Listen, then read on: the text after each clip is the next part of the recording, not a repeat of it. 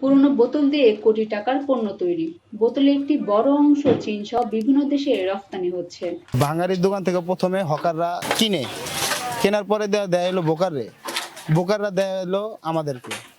তা আমরা আবার এটা প্রসেসিং করে আমরা আবার পাঠাই, চায়না পাঠাই, মানে চিটাগাং চায় না।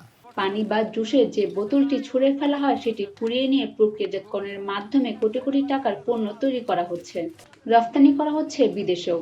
কুড়িয়ে নেওয়া বোতল সহ বিভিন্ন প্লাস্টিকের বর্জ্য প্রক্রিয়াজাতকরণের এই প্রক্রিয়া পরিবেশ সুরক্ষায় গুরুত্বপূর্ণ ভূমিকা রাখছে।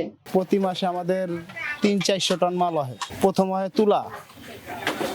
তুলার থেকে মনে করেন যে সুতো হয়, সুতার থেকে মনে করেন গেঞ্জি, তারপরে দেয়া প্যান্ট, তারপর রাস্তার কার্পেট, পাপোশ সব তৈরি হয়।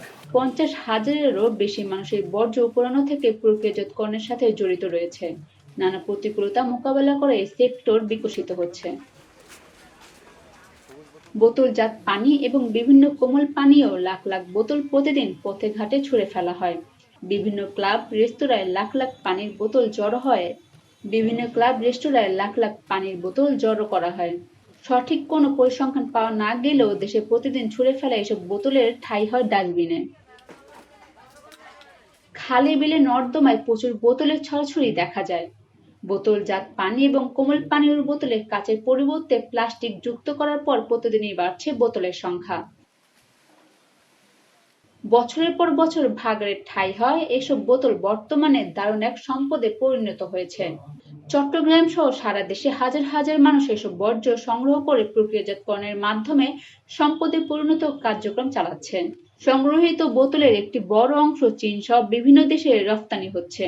দেশেও তৈরি হচ্ছে কোটি কোটি টাকার প্লাস্টিক পণ্য। দেশের বিভিন্ন স্থান থেকে প্লাস্টিকের বর্জ্য এবং বোতলগুলো কুড়িয়ে জড়ো করা হয়। চট্টগ্রামের ২০০ জনের মতো ব্যবসায়ী এসব প্লাস্টিকের বর্জ্য কিনে নেন। প্রতি কেজি ২০ টাকা থেকে শুরু করে ৪০ টাকা দরে কেনা হয় এসব বর্জ্য। পরবর্তীতে বর্জ্যগুলো ধানের কলের মতো মেশিনে ঢুকে টুকরো টুকরো করা হয়। ছোট ছোট এসব টুকরোর বেশ কিছু অংশ চীন সহ বিভিন্ন দেশে রফতানি হয়। রাজধানী কেন্দ্রিক বেশ কয়েকটি প্রতিষ্ঠান এসব প্লাস্টিক বর্জ্য বিদেশে রফতানি করে। বিভিন্ন কমিউনিটি সেন্টার স্টাফরা বিয়ে সহ সামাজিক অনুষ্ঠানের পর শত শত কেজি বোতল বিক্রি করে। কুড়িয়ে পাওয়া প্লাস্টিকের বোতলকে প্রক্রিয়াজাত করে চট্টগ্রাম সহ দেশের বিভিন্ন অঞ্চলে গড়ে ওঠা কারখানায় নতুন করে বালতি, মগ, জগ, চেয়ার সহ নানা ধরনের পণ্য তৈরি করা হয় বিভিন্ন খেলনা। প্লাস্টিকের শত শত পণ্য তৈরি হচ্ছে পুরানো বর্জ্য থেকে, যা দেশের স্থানীয় অর্থনীতিতে বিশাল ভূমিকা রাখছে। বিদেশ থেকে শত শত টন প্লাস্টিকের দানা আমদানি করা হতো। এতে কোটি কোটি টাকার বৈদেশিক মুদ্রার ব্যয় করা হতো। বর্তমানে কুড়িয়ে পাওয়া প্লাস্টিক পুনঃপ্রক্রিয়াজাতকরণের মাধ্যমে আমদানি নির্ভর বহুলাংশ হ্রাস পেয়েছে। ঢাকা, নারায়ণগঞ্জ, চট্টগ্রাম সহ দেশের বিভিন্ন অঞ্চলে কয়েকশো কারখানায় প্লাস্টিক পণ্য তৈরি করা হয় বলেও সংশ্লিষ্ট ব্যবসায়ীরা জানিয়েছেন। সরকারি সাহায্য পেলে পুরোনো বোতল থেকে প্লাস্টিক শিল্পের আমদানি নির্ভরতা কমাতে গুরুত্বপূর্ণ ভূমিকা রাখবে।